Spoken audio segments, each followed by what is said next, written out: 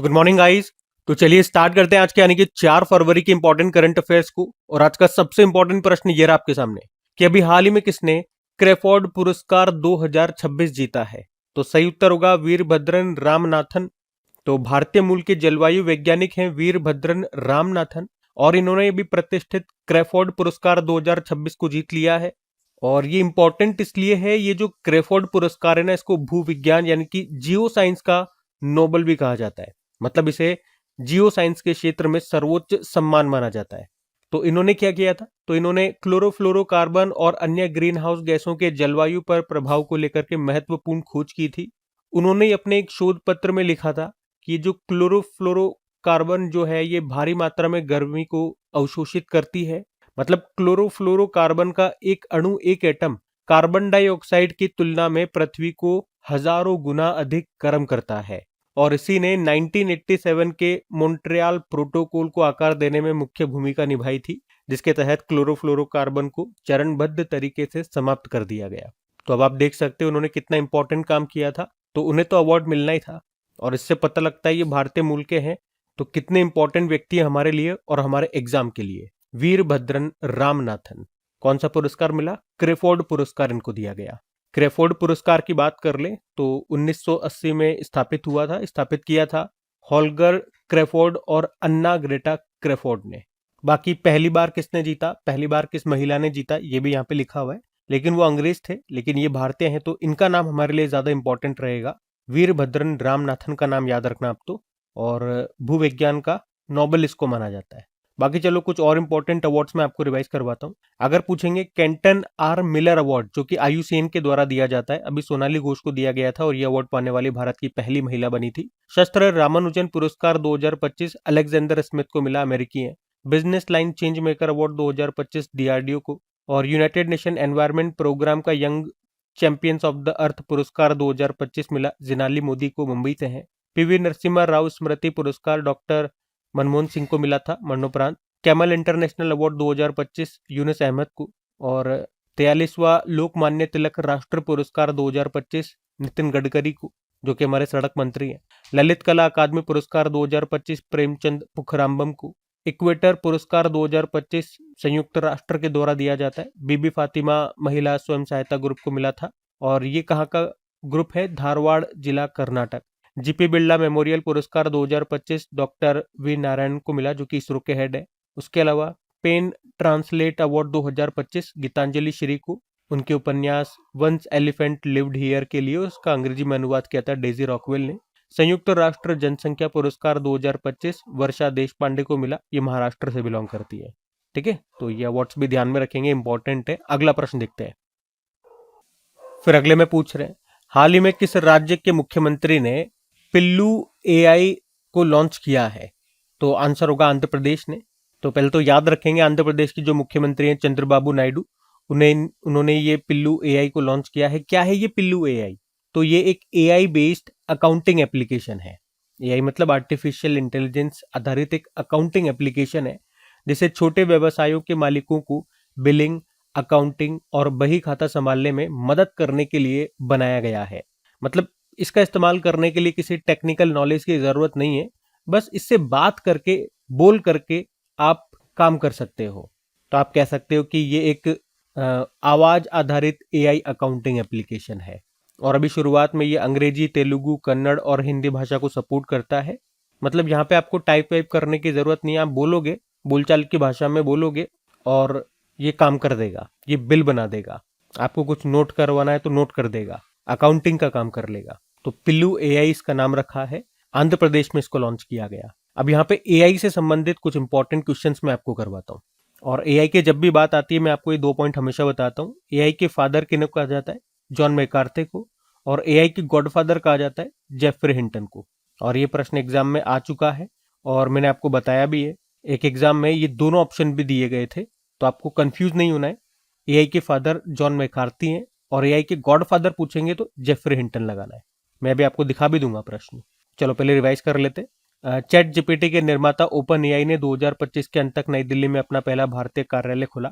Malaysia ने right bank launch किया था, जो कि दुनिया का पहला एआई संचालित बैंक है। Bharat health AI global regulatory network में शामिल हो गया। जिसका मुख्यालय जेनेवा स्विट्जरलैंड में है। भ्रष्टाचार से निपटने के लिए एआई मंत्री हैं डेला। इनको नियुक्त करने वाला दुनिया का पहला देश बना था अल्बानिया। और ग्लोबल एआई इंडेक्स आया था, भारत तीसरे स्थान पर है, टॉपर अमेरिका है। महाराष्ट्र ने माइक्रोसॉफ्ट के साथ पार्टनरशिप करके महाक्राइम ओएस एआई को लॉन्च किया और ये भारत का पहला एआई आधारित साइबर अपराध जांच प्लेटफॉर्म है। ग्लोबल एआई शो 2025 हुआ अबू धाबी यूएई में और भारत अभी एआई इम्पैक्ट समिट को होस्ट करेगा अभी इसी महीने नई दिल्ली में। भारत का पहला AI powered anti drone petrol vehicle का नाम क्या है? इंद्रजाल है। और भारत ने अभी पहला एआई इंडस्ट्री एसोसिएशन स्थापित किया है जिसका मुख्यालय मुंबई में मिलेगा और इसके पहले प्रेसिडेंट बनाए गए हैं विजय कलियंत्री। आईआईटी दिल्ली के वैज्ञानिकों ने आइला नाम से एक एआई सिस्टम बनाया है। आइला मतलब हो गया आर्टिफिशियली इंटेलिजेंट लैब असिस्टेंट। और ये प्रश्न इंपॉर्टेंट है, अभी आप ही में से एक स्टूडेंट ने मुझे बताया उनके एफकेट के पेपर में ये प्रश्न पूछा गया था। ठीक है, तो ध्यान रखना ये। और ये देखो आप, जो मैं आपको बता रहा हूँ ये एआई के फादर का प्रश्न आया है। दोनों ऑप्शन दे रखे हैं, जेफरी हिंटन भी और जॉन मैकार्थी भी, तो आंसर होगा जॉन मैकार्थी। ठीक है, अगला प्रश्न हम देखते हैं। फिर अगले में पूछ रहे, ये भी इंपॉर्टेंट प्रश्न मार्क करना, एग्जाम में आता है ये प्रश्न कि अभी हाल ही में थाईपुसम त्योहार या थाईपुसम महोत्सव 2026 ये कहां पर आयोजित किया गया? तो आंसर होगा तमिलनाडु में। तो थाईपुसम ये भगवान मुरुगन को समर्पित एक प्रमुख तमिल हिंदू त्योहार है और अभी 1 फरवरी 2026 को ये मनाया गया। कहां पर? तमिलनाडु में। किससे समर्पित है? भगवान मुरुगन को, जिनको भगवान कार्तिकेय भी कहते हैं, जो कि माता पार्वती और भगवान शिव के पुत्र हैं। तो उन्हीं को समर्पित ये महोत्सव मनाया जाता है वहां पे। और इस मौके पर जो भक्तगण जो नृत्य करते हैं उसे याद रखना कावड़ी अट्टम कहा जाता है। क्या कहा जाता है? कावड़ी अट्टम। तो ये पवित्र त्योहार बुराई पर अच्छाई की विजय का जश्न मनाता है और विशेष रूप से उस दिन की याद में जब देवी पार्वती ने भगवान मुरुगन को राक्षस सोरा पद्मन को हराने के लिए दिव्य वेल यानी कि एक भाला दिया था। तो कौन सा महोत्सव है? थाईपुसम महोत्सव है। ठीक है, तो ये 2-4 बातें मैंने यहाँ पे हाईलाइट कर रखी है, इनको ध्यान में रखना, यहीं से प्रश्न बनते हैं आपके, याद रहेगा ना। अब यहाँ पे कुछ इंपॉर्टेंट फेस्टिवल्स में आपको रिवाइज कराता हूँ। देखो, एक आता है जदिया स्वामी फेस्टिवल, ये तमिलनाडु में मनाया जाता है ये भी, और बडगा समुदाय के द्वारा। पर्पल फेस्टिवल 2025 का आयोजन हुआ था नई दिल्ली में, जिसका उद्घाटन किया था राष्ट्रपति द्रौपदी मुर्मू जी ने, दिव्यांगजनों के लिए होता है। शिग्मा महोत्सव गोवा में 15 दिनों तक चलता है। भारत रंग महोत्सव, ये इसका आयोजन हुआ था नई दिल्ली में, ये विश्व का सबसे बड़ा रंगमंच महोत्सव है। और ये थाईपुसम त्योहार ये आज ही हमने पढ़ा है, तमिलनाडु में। खुबानी ब्लॉसम फेस्टिवल लद्दाख में, चेरी ब्लॉसम फेस्टिवल मेघालय में, विशु त्योहार केरल में, national tribal youth festival Mizoram में, माधवपुर मेले का आयोजन हुआ गुजरात के पोरबंदर में, सरहुल महोत्सव झारखंड में, जात्रा उत्सव त्रिपुरा, गरिया पूजा त्रिपुरा, त्रिशूरपुरम उत्सव केरल, खीर भवानी मेला जम्मू कश्मीर, राष्ट्र बौद्धिक संपदा महोत्सव 2025 उत्तराखंड के देहरादून में आयोजन हुआ। तो ये भी कुछ इंपॉर्टेंट फेस्टिवल्स हैं, ध्यान में रखना। अब यहाँ पे ये कुछ होमवर्क प्रश्न मैं आपको दे रहा हूँ। ये आज जो हमने फेस्टिवल पढ़ा है इसी से संबंधित ये सभी प्रश्न आपके एग्जाम में पूछे गए हैं और इन सबके उत्तर मैं आपको दे चुका हूँ ऑलरेडी। तो अब आपको आराम से वीडियो को पॉज करो, क्वेश्चन पढ़ो, ऑप्शंस देखो। एक प्रश्न ये भी है, यहाँ पे पूछ रहा है थाईपुसम ये जो फेस्टिवल है किसे समर्पित है? ठीक है, भगवान के नाम लिखे हुए हैं, बताओ किस स्टेट का फेस्टिवल है? एसएससी सीपीओ में पूछा गया 2022 में, ये बताओ। एक प्रश्न ये देखो, ये भी आया है, सेम ही हो गया पीछे वाला और ये वाला प्रश्न, तो पूछ रहा है कहाँ पे मनाया जाता है। ठीक है, इतने प्रश्न लगाओ, 3-4 प्रश्न है, बताओ। हम अगला प्रश्न देखते हैं। फिर अगले में पूछ रहे हैं, अभी हाल ही में खंजर अभ्यास 2026 का आयोजन ये कहां पर किया गया? तो आंसर होगा असम में। खंजर अभ्यास 2026 इस बार इसका 13वां एडिशन है। भारत और किर्गिस्तान के बीच में होता है ये। अभी 4 फरवरी को शुरू हुआ, 17 फरवरी तक चलेगा। कहां पर? असम में, असम के मिस्सामारी में। एक बार किर्गिस्तान में होता है, एक बार भारत में होता है, किर्गिस्तान भारत ऐसे होता रहता है ये। इसकी शुरुआत हुई थी 2011 में। ठीक है, तो खंजर याद रखेंगे भारत और किर्गिस्तान के बीच में। एक बार मैं आपको मैप में शो कर देता हूँ, किर्गिस्तान कहाँ पर है, सेंट्रल एशियन कंट्री है ये आप देख सकते हो, कजाकिस्तान के नीचे है, जो कि अपनी बाउंड्री शेयर कर रहा है कजाकिस्तान के साथ, उज्बेकिस्तान के साथ, ताजिकिस्तान के साथ और चाइना के साथ में। कैपिटल इसकी बिश्केक होती है, करेंसी है किर्गिस्तानी सोम। अब कुछ मिलिट्री एक्सरसाइज में आपको रिवाइज कराऊं, देखो ये सारे 2025 वाले ही हैं, 2026 के तो अभी हुए नहीं है इतने कुछ। तो ये देखो, सी ड्रैगन अभ्यास, ये एक बहुपक्षीय अभ्यास है मतलब मल्टीलेटरल एक्सरसाइज है, बहुत सारे देश हिस्सा लेते हैं, भारत ने भी लिया था। आयोजन अमेरिका ने किया था, कहाँ पे? पश्चिमी प्रशांत महासागर में, गुआम तट पर। डेजर्ट हंट अभ्यास इंडियन एयरफोर्स ने आयोजन किया था जोधपुर राजस्थान में। खंजर अभ्यास, ये पिछले साल वाला जो खंजर था 12वां एडिशन, ये देखो किर्गिस्तान के बिश्केक में हुआ था। इस बार वाला हमने देखा असम में हुआ, मतलब भारत में हुआ है, भारत में भी कहा असम में। वरुण अभ्यास भारत फ्रांस के बीच में हुआ अरब सागर में। कॉर्पेट और बोंगो सागर अभ्यास भारत और बांग्लादेश के बीच में हुआ था बंगाल की खाड़ी में। धर्मागार्जन अभ्यास भारत जापान के बीच में हुआ जापान में। अकीमे अभ्यास पहली बार हुआ, ये एक तरह का नेवल एक्सरसाइज था, भारत और 10 अफ्रीकी देशों के बीच में हुआ। कहाँ पे? हिंद महासागर में। भारत और तंजानिया ने मिलकर के इसका आयोजन किया था। प्रचंड प्रहार अभ्यास हमारी तीनों सेनाओं ने आयोजन किया था अरुणाचल प्रदेश में। इंदिरा अभ्यास भारत और रशिया के बीच में होता है, और जो नेवल एक्सरसाइज था ना इनका, वो हुआ था चेन्नई तट पर, बंगाल की खाड़ी में। उसके अलावा इनक्योस अभ्यास, ये भी बहुपक्षीय अभ्यास था, ग्रीस ने आयोजन किया, ग्रीस में ही, भारत ने भी हिस्सा लिया था। ठीक है, तो ये सब ध्यान में रखना। अगला प्रश्न देखते हैं। फिर अगले में पूछ रहे कि हाल ही में किसने प्रो रेसलिंग लीग 2026 का खिताब जीत लिया है? तो आंसर होगा हरियाणा थंडर्स ने। तो हम बात कर रहे हैं प्रो रेसलिंग लीग 2026 की। इस बार ये इसका 5वां एडिशन हुआ, याद रखना। अभी 11 जनवरी से लेके 1 फरवरी तक इसका आयोजन किया गया था। फाइनल जो खेला गया नोएडा इंडोर स्टेडियम में खेला गया, और इसको जीत लिया हरियाणा थंडर्स ने। किसे हराया? दिल्ली दंगल वॉरियर्स को हराया है। इसमें प्लेयर ऑफ द मैच रही नेहा सांगवान, हरियाणा थंडर से हैं। बाकी फाइटर ऑफ द मैच रौनक रहे। Impact player of the match Akshay घेरे रहे, लेकिन प्लेयर ऑफ द मैच ही ज्यादा इंपॉर्टेंट रहेगा, इन्हीं का नाम ध्यान रखना। और किसने जीता ये तो ध्यान रखना ही है, हरियाणा थंडर्स ने जीता है, दिल्ली दंगल को हराया है। ये जो प्रो रेसलिंग लीग है ना, इसकी शुरुआत याद रखना 2015 में हुई थी। मतलब पहला जो ये लीग हुआ था 2015 में हुआ था, पहला एडिशन, और उस पहले एडिशन को मुंबई गरुड़ा ने जीता था। और अभी तक मैंने आपको बताया 5 एडिशन हो चुके हैं। कौन सा कब हुआ था वो आप देख सकते हो। सबसे पहला वाला 2015 में, पहला वाला याद रखो, पहला वाला, और रिसेंटली जो भी 5वां हुआ 2026 वाला, वो दोनों याद रखो। बाकी इसका आयोजन कौन करता है? रेसलिंग फेडरेशन ऑफ इंडिया, जिसकी स्थापना होती है 1967। हेडक्वार्टर नई दिल्ली और प्रेसिडेंट है संजय सिंह। ठीक है, तो ध्यान रखना, प्रो रेसलिंग लीग की हमने बात करी है। अगला प्रश्न देखते हैं। अच्छा देखो, एक ये प्रश्न आपका एग्जाम में पूछा गया था 2023 में ही, दिल्ली पुलिस कांस्टेबल के एग्जाम में आया था। क्या पूछ रहा है? प्रो रेसलिंग लीग शुरू कब हुआ था? अब देखो बन गया ना, एक स्टैटिक प्रश्न ही बन गया। और अगर आप रेगुलर क्रिक एग्जाम चैनल पे करंट अफेयर्स पढ़ रहे हैं तो आप ये बात नोटिस करना, ये जो आपको मैं प्रीवियस ईयर क्वेश्चंस के साथ में ये जो क्वेश्चंस आपको होमवर्क के रूप में दे रहा हूँ, ये आपको करवा रहा हूँ, तो उसमें करंट अफेयर्स के प्रश्न भी होते हैं, स्टैटिक प्रश्न भी होते हैं, और ये सारे रिलेटेड होते हैं जो भी करंट अफेयर्स में चल रहा है उससे। तो उससे आपकी धीरे धीरे स्टैटिक प्रश्न भी मजबूत हो रहे हैं, और खासतौर पे वो स्टैटिक प्रश्न जो आपके एग्जाम में पूछे गए हैं और रिलेटेड है करंट अफेयर से। तो करंट अफेयर्स के साथ साथ स्टैटिक प्रश्न आपके मजबूत हो रहे हैं, बशर्ते आपको रेगुलर रहना पड़ेगा। तो आपका धीरे धीरे आप देखोगे तो सभी इंपॉर्टेंट पार्ट जो स्टैटिक वाला है वो भी कवर हो जाएगा।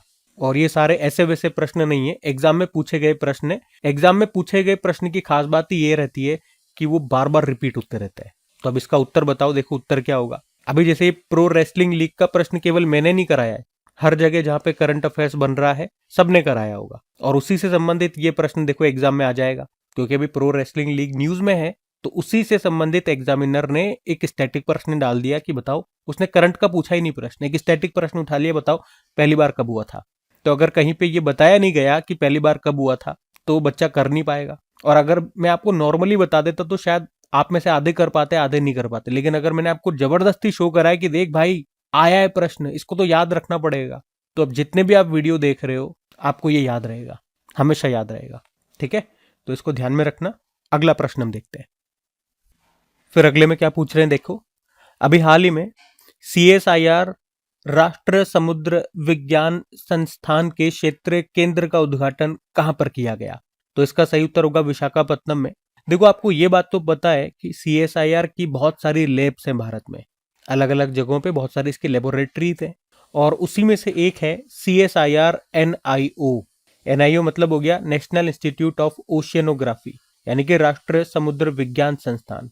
और CSIR का मतलब तो आपको पता ही है, council of scientific and industrial research, और NIO का मतलब नेशनल इंस्टीट्यूट ऑफ ओशियनोग्राफी। तो ये काम क्या करती है? तो ये समुद्र के रहस्यों को सुलझाने के लिए काम करती है। इसकी स्थापना हुई थी 1 जनवरी 1966 में, और ये कहाँ पर है? गोवा में है, जो कि समुद्री विज्ञान और इससे संबंधित क्षेत्रों पर अनुसंधान करती है, रिसर्च करती है। और अभी हमारे जो केंद्रीय मंत्री हैं जितेंद्र सिंह, उन्होंने इसके एक नए तट आधारित क्षेत्रीय केंद्र का भी उद्घाटन किया। कहां पर? विशाखापत्तनम में। तो हमारा प्रश्न यही था कि CSIR NIO इसका क्षेत्रीय केंद्र का उद्घाटन अभी कहां पर किया गया? विशाखापत्तनम में। तो इसका उद्देश्य होगा बंगाल की खाड़ी में समुद्री संसाधनों जैसे तेल, गैस या खनिजों की खोज करना। अब CSIR की हम बात करते हैं। हमने कहा फुल फॉर्म होती है council of scientific and industrial research. स्थापना होती है 1942 में, और इसके जो हेड होते हैं, जो अध्यक्ष होते हैं, वो कौन होते हैं? याद रखना, भारत के जो प्रधानमंत्री होंगे। तो वर्तमान में नरेंद्र मोदी इसके हेड है, और डायरेक्टर जनरल है नल्लाथम्बी कल्लाई सेल्वी। इस पद पर आने वाली ये पहली महिला है। इनका नाम कई बार एग्जाम में आ चुका है। और अगर आपसे पूछ ले कि CSIR के जो संस्थापक निदेशक थे या पहले महानिदेशक थे, वो कौन थे? जैसे अभी वर्तमान में महानिदेशक है नल्लाथम्बी कल्लाई सेल्वी, और पहले कौन थे? तो डॉक्टर शांति स्वरूप भटनागर रहे। तो डॉक्टर शांति स्वरूप भटनागर ये CSIR के पहले महानिदेशक या पहले संस्थापक निदेशक थे, और इन्होंने ही भारत में औद्योगिकीकरण और अनुसंधान को बढ़ावा देने के लिए 12 प्रमुख राष्ट्रीय प्रयोगशालाओं की स्थापना की थी, और इसी के कारण उन्हें भारतीय अनुसंधान प्रयोगशालाओं का जनक कहा जाता है। हम जो बात कर रहे हैं ना, मैंने आपको बताया ना, CSIR की भारत में बहुत सारी लेबोरेटरीज हैं, बहुत सारी प्रयोगशालाएं हैं। तो शुरुआत में इसकी 12 प्रमुख प्रयोगशालाओं की स्थापना इन्होंने की थी, डॉक्टर शांति स्वरूप भटनागर ने। शुरुआत में 12 की थी, और फिर धीरे धीरे और होती गई बहुत सारी। शांति स्वरूप भटनागर जी, इनको पद्म भूषण दिया गया था 1954 में, और इन्हीं के नाम पे CSIR एक अवार्ड देता है, जिसे क्या कहते हैं? शांति स्वरूप भटनागर पुरस्कार। ये भी याद रखना। और अगर आपको बताऊं कि पहली बार ये जो अवार्ड है ये दिया गया था 1958 में, किसे? करीम निकम श्रीनिवास कृष्णन को। बिल्कुल जो भी मैं आपको बातें बता रहा हूँ, कोई भी फालतू बात नहीं है, सब एग्जाम में पूछे गए प्रश्न है, तो बिल्कुल ध्यान से सुनना। अभी मैं आपका जब टेस्ट लूंगा तो फिर गलती नहीं होनी चाहिए। उसके अलावा CSIR से संबंधित ये 2 करंट अफेयर्स के प्रश्न। और देखो कि अभी देश के पहले CSIR मेगा इनोवेशन कॉम्प्लेक्स का उद्घाटन कहां पर किया गया था? मुंबई में किया गया था। और अभी हमने पढ़ा था राष्ट्रीय पर्यावरण मानक प्रयोगशाला, इसका उद्घाटन कहां पर किया गया था? CSIR NPL दिल्ली में। NPL मतलब नेशनल फिजिकल लेबोरेटरी में, जो दिल्ली में है। और ये लैब दुनिया में दूसरी है और एशिया की पहली है। ठीक है, तो मैंने आपको जो भी बातें बताई वो आपको याद है? उम्मीद करता हूं याद होनी चाहिए। अब यहीं से आपका टेस्ट में लूंगा। टेस्ट में होंगे आपके एग्जाम में पूछे गए प्रश्न, मतलब जो अभी मैंने आपको बताया ना, उसी चीजों का टेस्ट ले रहा हूं। अब आप इनके आंसर लगाना। 4 ऑप्शन आपके सामने है। पहला प्रश्न ये रहा, SSC JEE में पूछा गया था, शांति स्वरूप भटनागर पुरस्कार किस फील्ड में दिया जाता है? आराम से आप वीडियो को पॉज करो, आराम से पढ़ो। मैं तो आपको फटाफट से शो करके आगे निकलता हूँ, क्योंकि ये सब बातें मैं आपको बता चुका हूँ। एक प्रश्न ये लो, ये जो शांति स्वरूप भटनागर पुरस्कार है, इसके पहले विजेता आपसे पूछ रहे हैं। हाँ, जो इंग्लिश में लिखा हुआ है, हिंदी मीडियम वालों के लिए अगर नहीं समझ में आया तो मैं एक बार बोल देता हूँ। ये जो शांति स्वरूप भटनागर पुरस्कार है, किस फील्ड, किसके द्वारा दिया जाता है, ये पूछ रहे हैं। एक प्रश्न ये रहा, इसमें पूछ रहे हैं कि जो CSIR है ये साइंस की फील्ड में एक अवार्ड देता है, उस अवार्ड को क्या कहते हैं? बताओ। बाकी ये हिंदी में लिखा हुआ है, आराम से लगा लोगे। ये हिंदी इंग्लिश दोनों में लिखा हुआ है, आराम से लगाओ। और CSIR की फुल फॉर्म यहाँ पे आपसे पूछिए। तो ये सब एग्जाम में पूछे गए प्रश्न है, आपको कुछ भी नहीं छोड़ना है। अगला प्रश्न देखते हैं। फिर अगले में देखो क्या पूछ रहे हैं कि अभी भारत का पहला राष्ट्रीय UAV का मतलब होता है अनमेन्ड एयर व्हीकल, ड्रोन आप कह सकते हो। तो हम कहेंगे भारत का पहला राष्ट्रीय ड्रोन परीक्षण और नवाचार गलियारा ये कहां पर स्थापित किया जाएगा? तो आंसर होगा उड़ीसा में। तो उड़ीसा में एक हवाई अड्डा है, रंगेलुंडा हवाई अड्डा, और यहीं पर भारत का पहला UAV यानी कि ड्रोन परीक्षण और नवाचार गलियारा स्थापित किया जाएगा। मतलब क्या है? मतलब ड्रोन्स की टेस्टिंग की जाएगी यहाँ पे, यूं आप समझो। अभी हैदराबाद के बेगमपेट हवाई अड्डे में जो विंग्स इंडिया 2026 का आयोजन हो रहा था, वहीं पर यह फैसला लिया गया कि भैया ड्रोन्स का परीक्षण बंद कमरों में नहीं करो, बल्कि वास्तविक परिस्थितियों में खुले में इसका परीक्षण किया जाना चाहिए। तो पूछा गया कहां पे करें, तो फिर फैसला लिया गया उड़ीसा के इस रंगेलुंडा एयरपोर्ट को चुना गया इस काम के लिए। तो इस तरह से ये आपका प्रश्न तैयार हो गया। भारत का पहला राष्ट्रीय यूएवी परीक्षण और नवाचार गलियारा ये कहां पर स्थापित किया जाएगा? उड़ीसा में। उड़ीसा में जो रंगेलुंडा हवाई अड्डा है वहां पर। क्वेश्चन आपको समझ में आ गया क्या होगा? ड्रोन्स का परीक्षण होगा यहाँ पे। जिस काम के लिए ड्रोन बनाया जा रहा है वैसे यहाँ पे वास्तविक परिस्थिति तैयार की जाएगी और फिर उसका परीक्षण होगा। अब वैसे ड्रोन की बात हो रही है, मुख्य रूप से ड्रोन वाला ये प्रश्न है, तो कुछ प्रश्न मैं आपको कर रहा हूं ड्रोन से संबंधित। देखो, असम राइफल्स ने एडवांस ड्रोन ट्रेनिंग के लिए किसके साथ समझौता किया था? Triple IT Manipur. सक्षम क्या है? भारतीय सेना ने स्वदेशी एंटी ड्रोन ग्रिड सक्षम को लॉन्च किया था। भारत ने इजराइल से हेरॉन मार्क 2 ड्रोन खरीदने के लिए समझौता किया था। और भारत का पहला AI powered anti drone petrol vehicle का नाम इंद्रजाल है। भारतीय सेना ने, हाँ ये इंपॉर्टेंट प्रश्न रहेगा, भारतीय सेना ने भैरव नाम से एक नई स्पेशल फोर्स का गठन किया जो ड्रोन युद्ध में माहिर है। तो उसका नाम क्या है? भैरव। भारत की पहली ड्रोन सिटी किस राज्य में बनाई जाएगी? ओरवाकल जो है कुर्नूल डिस्ट्रिक्ट में, आंध्र प्रदेश में। और पहली पूर्ण महिला ड्रोन संचालन इकाई दुर्गा ड्रोन स्क्वाड्रन का शुभारंभ किसने किया? बीएसएफ ने किया है और इसके लिए महिलाओं को ट्रेनिंग दी गई थी ग्वालियर में। उसके अलावा भारत और यूरोपियन संघ ने ड्रोन पर केंद्रित पहले संयुक्त आतंकवाद विरोधी अभ्यास का आयोजन किया था मानेसर, गुरुग्राम, हरियाणा में। ठीक है, तो ये सब बातें ध्यान में रखना। अगला प्रश्न देखते हैं। फिर अगले में पूछ रहे हैं कि अभी हाल ही में एशियाई rifle and pistol shooting championship 2026 का आयोजन ये कहां पर किया जा रहा है? तो आंसर होगा doctor Karni Singh shooting range में। हम बात कर रहे हैं Asian rifle and pistol shooting championship 2026 की। अभी इसका आयोजन 2 से लेकर 14 फरवरी 2026 तक आयोजन किया जा रहा है। कहां पर? भारत में इसका आयोजन हो रहा है। तो याद रखना, भारत में भी कहा, नई दिल्ली के doctor Karni Singh shooting range में। इसमें टोटल 17 देश हिस्सा ले रहे हैं। ठीक है, तो इतना ही है। वेन्यू आपसे पूछा था, वही आपने बताना था। अगला प्रश्न हम देखते हैं। फिर अगले में पूछ रहे हैं कि दिसंबर 2025 तक भारत की नवीकरणीय ऊर्जा क्षमता में सबसे बड़ा योगदान देने वाला भारतीय राज्य कौन सा है? तो सही उत्तर होगा गुजरात। तो गुजरात ये दिसंबर 2025 तक के आंकड़े हैं। तो दिसंबर 2025 तक 45.583 गीगावाट स्थापित नवीकरणीय ऊर्जा रिन्यूएबल एनर्जी क्षमता के साथ देश में पहले स्थान पर है। मतलब सबसे ज्यादा रिन्यूएबल एनर्जी जो प्रोड्यूस की है वो गुजरात ने की है, जो कि कुल राष्ट्र ऊर्जा का 16.50% है। मतलब पूरे देश में जितनी भी रिन्यूएबल एनर्जी जो उत्पादित हुई है, प्रोड्यूस हुई है, उसका 16.50% योगदान गुजरात ने दिया है, जो कि सबसे ज्यादा है। याद रखना, अभी गुजरात के खावड़ा में विश्व का सबसे बड़ा नवीकरणीय ऊर्जा पार्क भी बन रहा है। और रिन्यूएबल एनर्जी में भी अलग अलग सोर्सेज होते हैं। तो उसमें अगर बात करेंगे तो उनमें अगर बात करेंगे तो विंड एनर्जी के मामले में गुजरात नंबर 1 पर है, सोलर एनर्जी के मामले में नंबर 2 पर है, और ओवरऑल नंबर 1 पर है गुजरात। कितना प्रोड्यूस किया, कितना परसेंट है, वो मैंने आपको बता दिया। अच्छा, इसी से संबंधित कुछ पॉइंट्स मैं आपको रिवाइज कराता हूँ। अगर आपसे पूछा जाए कि पूर्वोत्तर भारत का पहला भूतापीय उत्पादन कुआं ये कहां पर खोदा गया? अरुणाचल प्रदेश। अभी जो ऊर्जा संक्रमण सूचकांक एनर्जी ट्रांजिशन इंडेक्स 2025 आया था, उसमें भारत की रैंक 71, टॉप पर स्वीडन रहा। 15 गीगावाट से अधिक अक्षय ऊर्जा संचालित करने वाली पहली भारतीय कंपनी कौन सी बन गई? Adani green energy limited. देश का पहला पूर्णतः स्वदेशी रूप से विकसित 50 किलोवाट भूतापीय संयंत्र ये कहां पर स्थापित होगा? अरुणाचल प्रदेश के तवांग जिले में। और अक्षय ऊर्जा दिवस मनाया जाता है 20 अगस्त को, जबकि अंतरराष्ट्रीय स्वच्छ ऊर्जा दिवस, international day of clean energy, होता है 26 जनवरी को।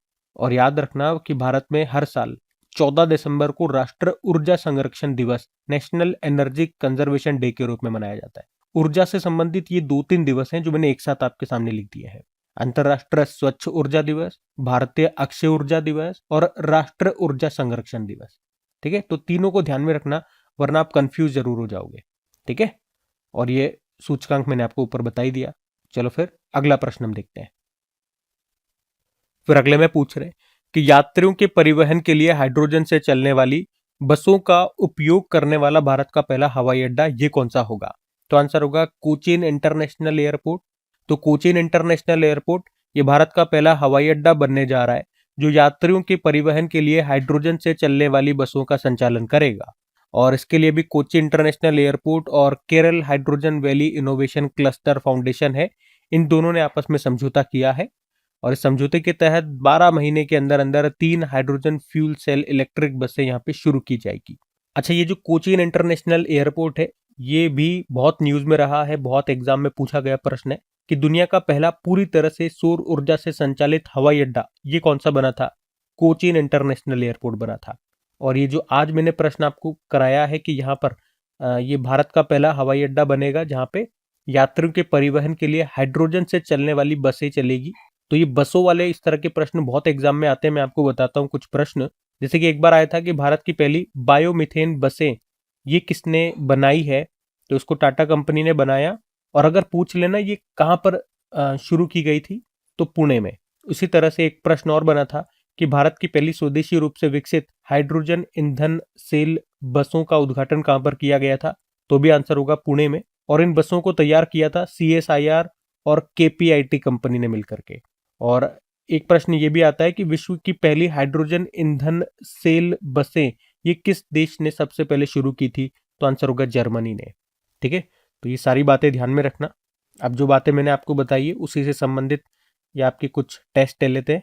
बताओ, ये पहला प्रश्न आपके सामने, ये एक और दूसरा प्रश्न, ये एक और तीसरा प्रश्न, और ये इसमें ऑप्शन, ये चौथा ऑप्शन जर्मनी है, जर्मनी करना है इसको, कटा हुआ ये।